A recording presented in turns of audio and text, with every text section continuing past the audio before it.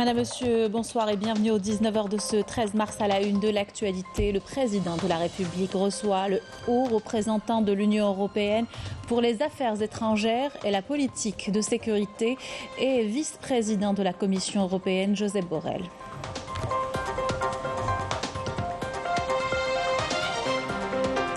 L'Union européenne redoublera d'efforts pour soutenir son partenaire stratégique, l'Algérie, dans la récupération des fonds détournés vers l'étranger. Nous écouterons le haut représentant de l'UE.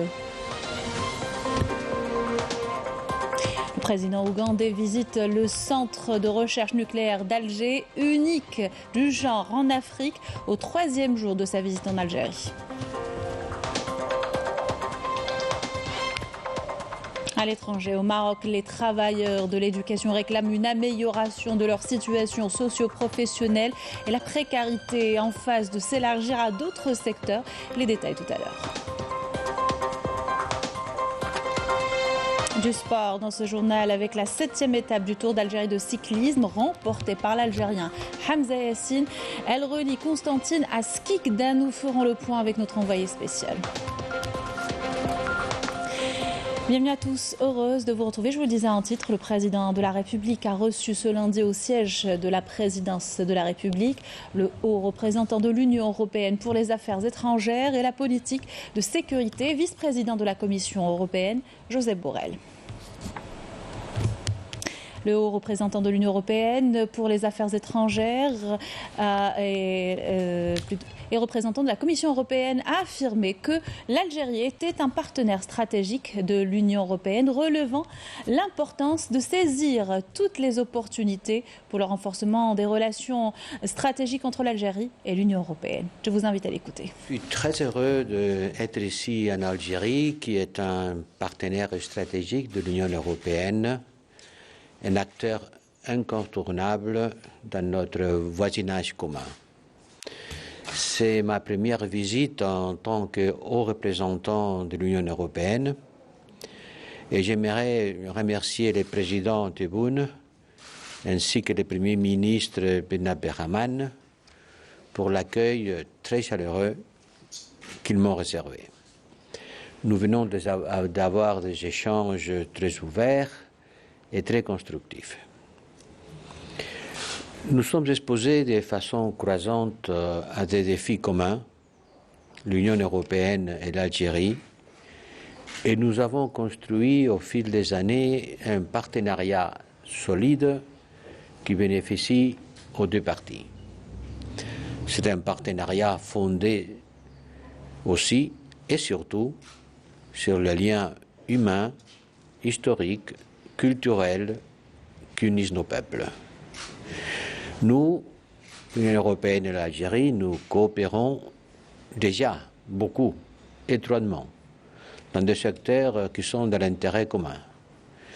Et je suis ici pour discuter de la meilleure façon de faire avancer notre relation, à faire avancer davantage, ensemble, en exploitant au mieux tout notre potentiel, tous les potentiels de cette relation qui est à la fois culturelle, politique et économique. Josep Borrell a souligné le rôle central de l'Algérie au niveau régional et continental, appelant à plus d'efforts afin d'aboutir à des solutions pacifiques aux différentes questions et crises. On l'écoute. Nous avons discuté aussi de nos défis géopolitiques régionaux et internationaux. Nous avons parlé du Maghreb et de l'instabilité dans la région du Sahel et dans le golfe de Guinée, qui nous préoccupe de plus en plus.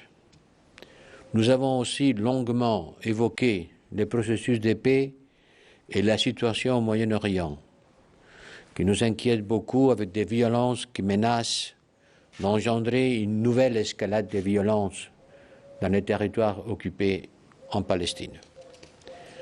Le président m'a longtemps parlé de ça. Nous devons redoubler nos efforts pour apaiser les tensions dans l'immédiat, mais aussi pour réouvrir un horizon politique au processus de paix. Et dans ce contexte, j'ai échangé avec mes interlocuteurs algériens sur notre initiative conjointe avec le ministre saoudien des Affaires étrangères, le prince Faisal, et le secrétaire général de la Ligue arabe, M. Aboul Gheit, pour explorer les moyens de relancer les efforts de paix et préserver les perspectives d'une solution à deux États, dont tout le monde, sauf le gouvernement israélien, se réclame, et qui est pour nous encore la seule solution viable. Et pour tout ceci, l'Algérie est un acteur clé. Est un acteur clé dans la région et au-delà de la région. Nous apprécions par exemple son engagement au sein de la Ligue arabe comme au sein de l'Union africaine. Je pense aussi au rôle majeur que l'Algérie a joué pour la paix au Mali à travers les accords d'Alger de 2015 qu'il faut encore mettre en œuvre. Le haut représentant de l'Union européenne pour les affaires étrangères et la politique de sécurité a appelé l'Algérie à user de tout son poids pour contribuer au règlement du conflit russo-ukrainien. Je vous invite à l'écouter. Nous nous sommes aussi entretenus sur l'agression injustifiée de la Russie contre l'Ukraine. Je souligne que ce conflit n'est pas une guerre européenne, pas uniquement une guerre européenne. Elle se tient sur le territoire de l'Europe, mais c'est un défi majeur pour le monde entier, puisqu'il s'agit d'une attaque au fondement du droit international. Et pour cette raison, l'Union européenne soutient l'Ukraine d'une façon politique, militaire, financière et humanitaire. Et nous continuerons à le faire, autant que possible et autant que nécessaire, aussi longtemps qu'il le faudra. Et j'invite l'Algérie à se joindre aux efforts engagés pour arrêter cette guerre injustifiable et atténuer son impact économique et humain sur le monde entier. Josep Borrell a évoqué la lutte contre la corruption et le blanchiment d'argent et a affirmé que l'Union européenne redoublera d'efforts en coopération avec l'Algérie afin de lui permettre de récupérer les fonds détournés vers l'étranger. Je vous invite à l'écouter. La lutte contre la corruption et contre le blanchiment d'argent constitue également une priorité importante tant pour l'Union européenne que pour l'Algérie. Nous avons échangé sur ce sujet et sur les questions de la restitution des savoirs mal acquis et des transferts financiers illicites, et je suis absolument convaincu de la nécessité de renforcer notre coopération dans ces domaines. La volonté du gouvernement algérien de travailler sur les savoirs mal acquis, c'est quelque chose qui aura la coopération de l'Union européenne. Borrell a par ailleurs affirmé que l'Algérie était un partenaire stratégique et fiable dans la lutte contre le terrorisme au Sahel. Vous avez une longue histoire dans la lutte contre le terrorisme. Et nous voulons développer une vision globale et stratégique de ces menaces, vieilles et nouvelles, coordonner et soutenir mutuellement des actions sécuritaires et joindre nos efforts pour renforcer la stabilité de notre environnement et voisinage commun. Et je pense en particulier notamment au Sahel. Comme vous le voyez, les sujets pour approfondir notre partenariat sont nombreux. Nous avons la volonté de le faire. J'espère que ce voyage et ces rencontres. Le haut représentant de l'Union européenne pour les affaires étrangères et la politique de sécurité a appelé à relancer le dialogue de haut niveau autour des questions sécuritaires. Je pense que c'est très important de dire que nous avons convenu de relancer notre dialogue de haut niveau en matière de sécurité. Et les premières réunions vont se tenir avant de la fin de l'année. Ceci prouve que pour nous, l'Algérie est un partenaire de confiance et un acteur clé dans la lutte contre le terrorisme dans notre voisinage commun. Et à propos du partenariat économique entre l'Algérie et l'Union européenne, Josep Borrell a déclaré que les énergies renouvelables étaient un terrain fertile pour une association fructueuse et prometteuse. On l'écoute. Permettez-moi de souligner quelques domaines spécifiques. D'abord, l'énergie, c'est sans doute un domaine où nous avons un partenariat qui fonctionne bien. 90% des exportations des gaz algériens partent vers l'Europe. Et nous savons que nous pouvons compter sur l'Algérie, qui est un partenaire fiable. Il l'a été dans des moments difficiles. Et nous souhaitons développer cette relation ensemble avec l'Algérie, pas seulement pour le présent, pas seulement pour le gaz aujourd'hui, mais en regardant vers le futur, en privilégiant les investissements européens dans le secteur des énergies renouvelables. C'est le futur. Et ce futur-là, pour l'Algérie, est très prometteur, puisque l'Algérie a un énorme potentiel dans le domaine des énergies renouvelables. Appel également à développer davantage les échanges commerciaux entre l'Algérie et l'Union européenne. On écoute à ce sujet le vice-président de la Commission européenne. Côté commerce, plus de la moitié du commerce extérieur algérien se fait avec nos États membres. Avec nos États membres, l'Algérie fait les 56% des exportations et 43% des importations. Mais nous savons les uns et les autres qu'on peut faire mieux. Et il nous faut commencer par trouver une solution aux limites actuelles. Et je pense, par exemple, aux entraves introduites depuis juin 2022 aux échanges commerciaux avec l'Espagne, qui doivent trouver une solution. Je pense aussi aux contraintes qui entravent les investissements européens en Algérie, qui ont un impact direct sur la mise en œuvre de notre accord d'association. Trouver une solution à tout cela est dans notre intérêt commun. Le haut représentant de l'Union européenne a salué l'adhésion de l'Algérie au Conseil des droits de l'homme, affirmant la disposition de l'Union européenne à coopérer avec l'Algérie dans le domaine. Je vous invite à l'écouter. J'ai aussi salué l'élection de l'Algérie au Conseil des droits de l'homme des Nations Unies.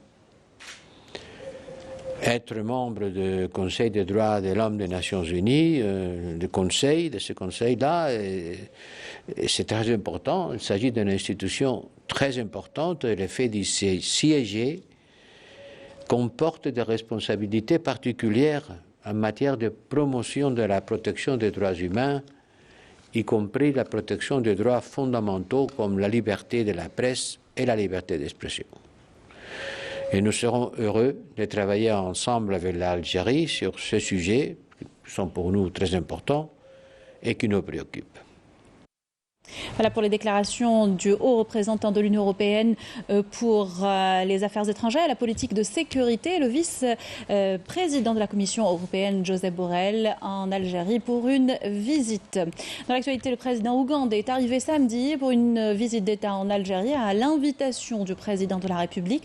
Les deux chefs d'État ont présidé une cérémonie de signature de 2 accords et 5 mémorandums d'entente dans plusieurs domaines. Une convergence des points de vue enregistrés, une volonté commune de développer la coopération et l'investissement partagé et exprimé à l'occasion. Le point par Malika Bellel. La convergence de vues de l'Algérie et de l'Ouganda sur les questions d'intérêt commun satisfait les deux pays qui ont procédé à la signature de 2 accords et 5 mémorandums d'entente dans plusieurs domaines de coopération bilatérale, renforçant ainsi les relations de fraternité et de solidarité les unissant.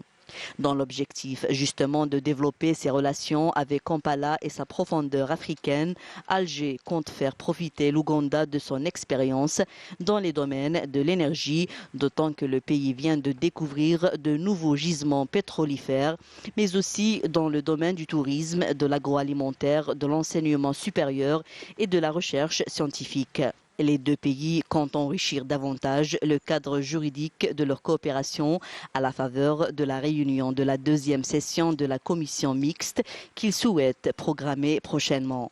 Par ailleurs, et dans la perspective d'activer le Conseil d'affaires algéro-ougandais et d'insuffler une nouvelle dynamique à leurs relations économiques et commerciales, 150 hommes d'affaires algériens se rendront après le mois de Ramadan à Kampala en vue de s'entretenir avec leur homologue ougandais autour des moyens de renforcer les échanges et les investissements et de réaliser l'intégration économique dans le cadre de la zone de libre-échange continentale africaine, ZLECAf. Le président de la République n'a pas manqué de rappeler à ce propos que l'Algérie avait initié dans le cadre de l'intégration continentale des projets structurants comme la route transsaharienne, le gazoduc Algérie-Nigeria et la dorsale transsaharienne à fibre optique.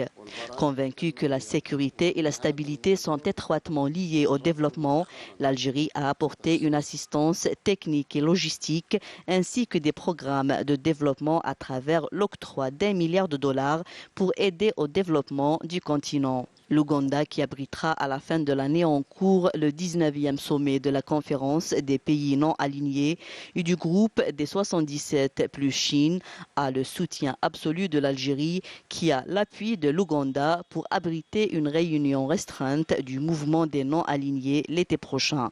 Concernant des questions internationales comme le Sahara occidental et la Palestine, Alger et Kampala ont tous deux la même position inaliénable, soutenant le processus de décolonisation au Sahara occidental et la défense du droit du peuple palestinien à l'établissement d'un État indépendant. Sur le plan régional, le président de la République a souligné le rôle de l'Algérie dans la consolidation de la paix et de la stabilité, notamment dans la région du Sahel. Le président de l'Ouganda, Yoweri Museveni, a visité ce matin le centre de recherche nucléaire d'Alger en compagnie du ministre de l'Énergie Edemin Mohamed Arqab et le commissaire à l'énergie atomique Abdelhamid Mellah. Des explications sur le travail des équipements au laboratoire d'analyse pour les besoins de la santé, l'industrie, la recherche scientifique ont été présentées. Il s'agit du seul laboratoire du genre en Afrique. Le président ougandais a également visité le laboratoire de radiobiologie et les sciences de la vie qui s'occupe de recherche en matière, sur des matières utilisées dans la protection contre les rayons. Et enfin, l'invité de l'Algérie a signé le livre d'or à la bibliothèque du centre. À sa résidence à Alger, le président ougandais a reçu le ministre de l'Énergie Edemin Mohamed Arqab en présence de la ministre ougandaise de l'Énergie et les directeurs généraux de la Sonatrach et de la Sonelgaz. Le président de l'Ouganda a reçu le ministre de l'Agriculture et du Développement rural, Mohamed Abdelhafid Hendi, en présence du ministre ougandais de l'Agriculture.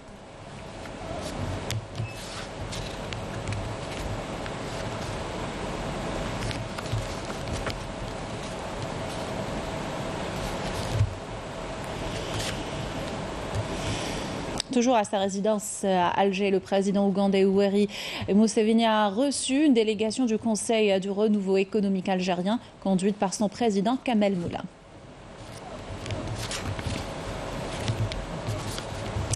Voilà pour ce troisième jour de la visite d'État du président ougandais à Alger. Le président du Conseil de la Nation, Salah Goudjil, a reçu le ministre de la Jeunesse, plutôt la ministre de la Jeunesse, des Sports, de l'Art et des Loisirs du Zimbabwe, Kirsty Coventry. Les deux parties ont abordé les relations bilatérales parlementaires et les développements au niveau régional et continental.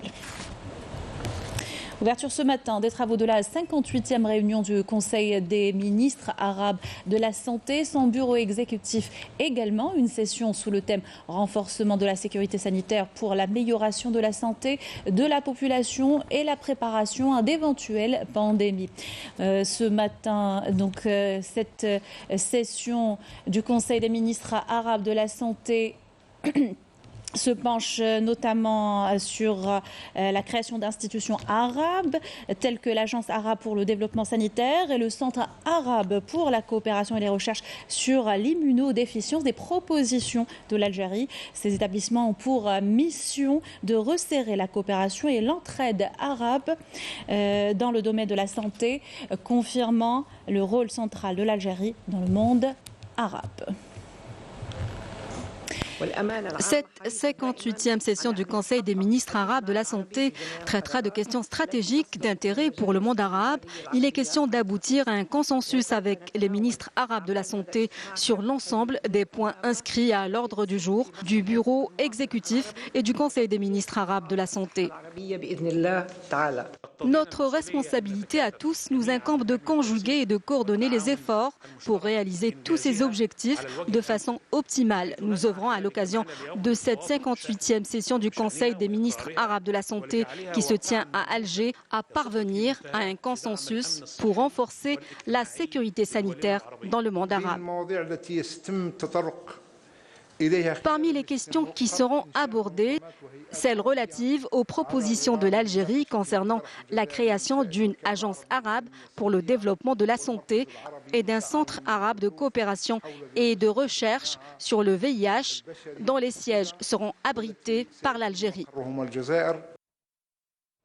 Donc des propos recueillis par Amel Bouarba. Et vous l'avez compris, l'Algérie développe sa coopération sur les deux voies arabes et africaines, une nécessité pour réaliser le développement. L'un des projets les plus prometteurs en la matière dans le continent, la route transsaharienne ou transafricaine partant de l'Algérie à travers 5 autres pays. Elle les relie, les connecte et aide à relancer l'activité économique autour. Yanis Aït Belkacem. Reliant Alger à Lagos au Nigeria, longue de 4500 km et intégrée dans un réseau routier de 141 000 km, toutes catégories confondues, la route transsaharienne couvre aussi la Tunisie et 4 pays du Sahel et du sud du Sahara, le Niger, le Mali, le Tchad et le Nigeria. Très attendue, elle entre dans sa dernière phase de réalisation côté algérien, le taux atteint les 90%. Elle est considérée comme l'un des principaux corridors transafricains et l'épine dorsale du développement du continent. À travers ce projet, nous avons prouvé que les 6 pays africains pouvaient travailler ensemble. Concernant l'axe principal reliant Alger à Lagos, il ne reste que 120 km entre Agadez et Arlit au Niger. Ce tronçon sera achevé cette année. Essentiel à l'avènement de la zone de libre-échange continentale africaine, cette route devra désenclaver les régions isolées, renforcer l'intégration régionale et promouvoir le commerce intra-africain entre une dizaine de pays. Ces derniers ne représentent d'ailleurs que 16% contre des échanges à hauteur de 60% entre l'Afrique, l'Asie et l'Europe. Ce projet englobe plusieurs méga-projets et de grands ouvrages d'art. Certains sont considérés comme les plus grands d'Afrique. Ce projet est caractérisé également par l'installation à l'échelle de plusieurs pays de câbles de fibre optique favorisant le développement numérique. La réalisation de la transsaharienne est suivie par un comité de liaison qui deviendra par la suite un comité économique qui assurera la phase de gestion économique du projet. La Banque d'Algérie revient sur les principaux chiffres de 2022 où le solde global de la balance des paiements au cours des 9 premiers mois affichait un excédent appréciable. Une performance due à la hausse des exportations d'hydrocarbures, mais aussi la progression des exportations des biens hors hydrocarbures. On parle d'un surplus de 11,8 milliards de dollars. Badia Amardi. Cette hausse reflète la situation macroéconomique de l'Algérie durant les 9 premiers mois de l'année écoulée qui s'est nettement améliorée, souligne la Banque centrale dans sa dernière note de conjoncture. Selon cette même source, la balance commerciale au cours des 9 premiers mois de 2022 a enregistré un excédent de 18,06 milliards de dollars contre un déficit de 790 millions de dollars à la même période de 2021. Ces résultats performants s'expliquent toujours selon la Banque d'Algérie par la hausse des exportations d'hydrocarbures et la progression des exportations de biens hors hydrocarbures malgré une légère augmentation des importations de biens. C'est le premier retour au réel équilibre macrofinancier du pays depuis pratiquement 2014 qui a vu le choc pétrolier et l'Algérie aussi a diversifié ses exportations hors hydrocarbures dans lesquelles on enregistre 4,5 milliards de dollars durant les 9 premiers mois de l'année 2022. Donc ça constitue également une performance sur le plan de cette allure d'exportation d'hydrocarbures. On pourrait atteindre les 6-7 milliards de dollars pour toute l'année 2022. L'Algérie également a bien consolidé ses positions financières internes, notamment durant les 9 premiers mois de l'année 2022. Les liquidités bancaires, les liquidités monétaires sont à 1800 milliards de dinars. Donc cela constitue quand même une certaine aisance monétaire, ce qui pourrait booster davantage les crédits à l'économie, mais aussi bancariser davantage notre économie. Donc nous sommes plus dans une situation de pression monétaire. Concernant les exportations d'hydrocarbures, elles ont enregistré à fin septembre 2022 une forte hausse de 18,48 milliards de dollars comparativement à fin septembre 2021, passant de 24,10 milliards de dollars à 42,58 milliards de dollars. Cette augmentation est le résultat de la forte hausse des prix du pétrole et du gaz, selon la Banque d'Algérie, qui rappelle que les exportations d'hydrocarbures ont atteint à fin septembre 2022 leur plus grand niveau depuis 8 ans. Par ailleurs, en hors hydrocarbures, les exportations de biens ont atteint 4,35 milliards de dollars à fin septembre 2022, contre 3,08 milliards de dollars à la même période de l'année précédente, soit une hausse de 1,27 milliard de dollars. Toujours selon la Banque d'Algérie, le solde global du Trésor s'est nettement amélioré en enregistrant un excédent de 316,5 milliards de dinars. Cet excédent est essentiellement dû à la hausse des recettes budgétaires, notamment celle des hydrocarbures. Visite d'inspection du médiateur de la République à Sidi Bel Abbès, la zone industrielle notamment et plusieurs projets passés en revue. Amour Majid a souligné l'importance de tenir des rencontres périodiques entre les instances exécutives et les acteurs de la société civile pour écouter leurs doléances. Yasmine Massaoudi. L'obtention de l'autorisation exceptionnelle d'exploitation a donné un nouveau souffle à cette unité de production située à Sidi Bel Abbès et lui a permis de se maintenir à flot. Cette autorisation exceptionnelle a permis à la société de ne pas faire faillite, car sans autorisation, nous ne pouvions pas continuer ou même étendre notre activité. Nous œuvrons à développer davantage notre entreprise. Nous espérons avoir de meilleurs résultats d'ici une année et créer des postes d'emploi au profit des universitaires fraîchement diplômés. Lors de sa visite dans la wilaya, le médiateur de la République, Majid Amour, a écouté les doléances des opérateurs économiques et des citoyens et a souligné l'importance de tenir des rencontres périodiques entre les instances exécutives et les acteurs de la société civile en vue de tenter de trouver des solutions aux problèmes qu'ils peuvent soumettre par le biais de l'application électronique mise à leur disposition dans le but d'améliorer la performance du service public de manière générale. On fait la fabrication des échangeurs de chaleur. CID, on vous a déjà envoyé une lettre sur le taux des taxes douanières alors qu'un importateur des produits qu'on fabrique paye moins de taxes. Concernant le secteur agricole, nous demandons plus de soutien et d'accompagnement au profit des agriculteurs, notamment ceux des zones reculées. Je tiens à vous rassurer, les différentes préoccupations soulevées seront prises en charge avec la coopération des acteurs de la société civile.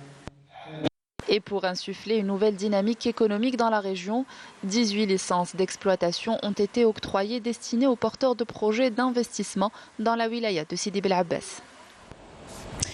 Il est fort probable que vous ayez rencontré ces images sur les réseaux sociaux, des vidéos de scènes qui se sont produites à l'étranger et ont été présentées comme des manifestations en Tunisie. Le pays fait face à une campagne de désinformation après la décision d'expulsion de migrants au séjour illégal. Yannis Saïd Belkacem nous en dit plus. Depuis quelques jours, des images et vidéos de révolte ou de mouvements de protestation des migrants africains font le tour des réseaux sociaux, des scènes qui se sont produites au Sénégal ou même au Mali. Mais pas en Tunisie, comme le font savoir certains médias, une campagne qui a pour but de diaboliser le gouvernement tunisien, notamment après la déclaration du président tunisien Kais Saïd sur la décision d'expulsion des migrants africains en séjour illégal en Tunisie.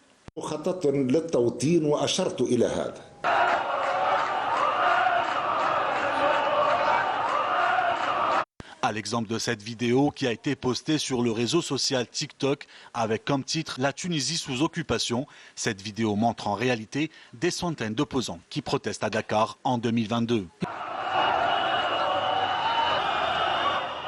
Cette autre vidéo a également été partagée à travers des pages marocaines avec pour titre des migrants africains occupant plusieurs gouvernorats en Tunisie. Mais si on regarde bien les plaques d'immatriculation, elles sont bel et bien marocaines. La scène s'est déroulée au Maroc lors d'un mouvement de grève des chauffeurs de taxi à Casablanca.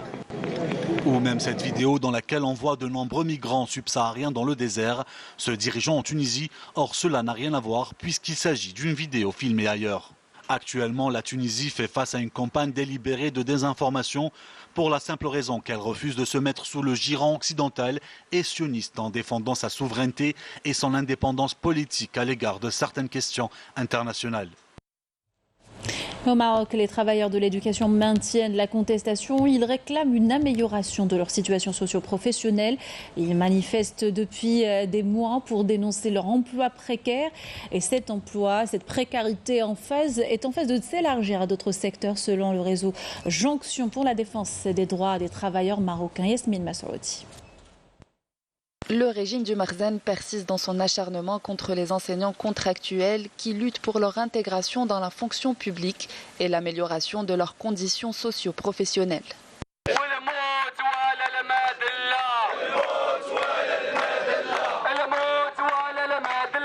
Depuis 2016, le secteur de l'éducation marocain embauche des dizaines de milliers d'enseignants sur la base de contrats à durée déterminée, ce qui a conduit au lancement de mouvements de grève accompagnés de manifestations souvent émaillées de répression et de violence par une police déchaînée.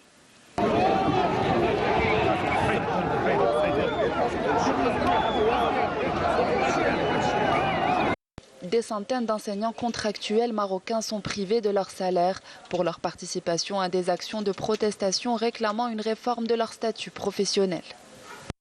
Dans un communiqué, le réseau Jonction pour la défense des droits des travailleurs marocains a prévenu que l'oppression dont font l'objet les enseignants contractuels n'est qu'un prélude à la voie de la consécration du travail par contrat dans tous les services publics, c'est-à-dire le démantèlement des systèmes qui garantissent la stabilité du travail et leur remplacement par d'autres formes de travail précaire.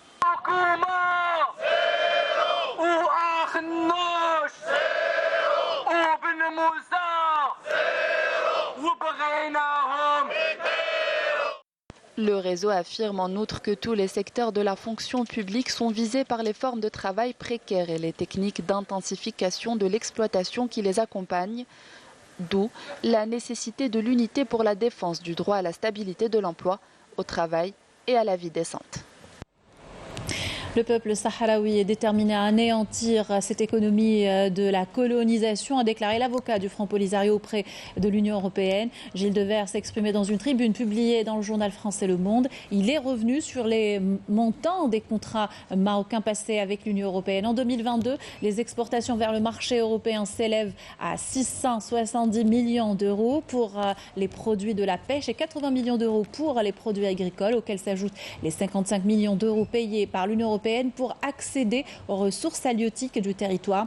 Gilles Devers assure qu'aucune diplomatie digne de ce nom ni aucun tribunal n'a jamais reconnu les prétentions marocaines. Et l'Association pour la protection des défenseurs sahraouis des droits humains, Soleil de la Liberté, a exprimé sa profonde préoccupation face aux mesures répressives de l'administration pénitentiaire marocaine. Celle-ci a pris dans des dispositions, dans des déportations arbitraires de prisonniers sahraouis loin de leur famille, durs traitements infligés à ces derniers et la confiscation de leurs droits légitimes. Dans un communiqué, l'association met en garde contre la gravité de ce à quoi sont exposés les détenus sahraouis et appelle la communauté internationale à prendre des mesures pour les protéger et faire respecter le droit international. Retour dans le pays pour parler sport avec la 7e étape du Tour d'Algérie de cyclisme. Et c'est un Algérien qui a remporté cette étape reliant Constantine à Skikda. Hamza Yassine a signé sa 3e victoire et la 5e du pays dans cette compétition. Le compte rendu de notre envoyé spécial, c'est Ahmed Boulaïb.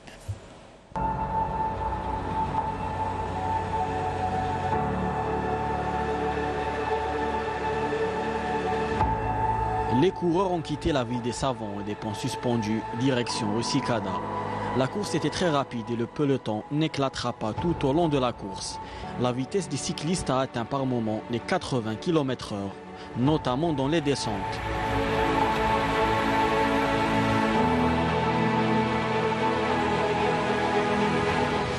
Le temps printanier a fait que ce circuit soit l'un des plus beaux de ce tour.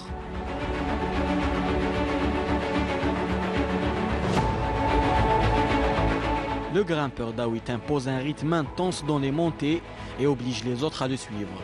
La course restera tranquille, les coureurs à maillot étant assurés de les garder, et notamment le maillot jaune.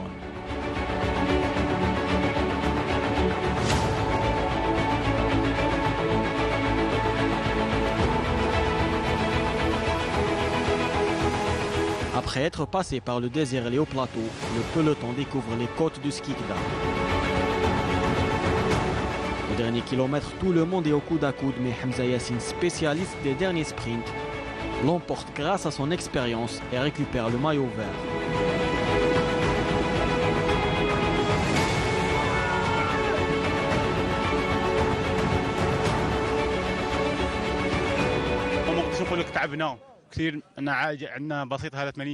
La course était courte, ce n'était pas fatigant, mais vraiment très difficile.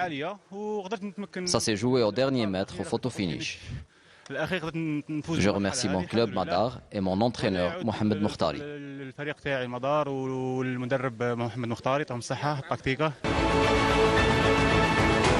Pas de changement pour les autres maillots. Polankin garde le jaune et le blanc et Daoud celui à pois. L'étape de mardi reliera Skikda et Gigel sur une distance de 150 km. Voilà qui termine notre journal. Merci de l'avoir suivi. Excellente soirée sur Canal Algérie. Quant à moi, je vous retrouve demain, même lieu, même heure.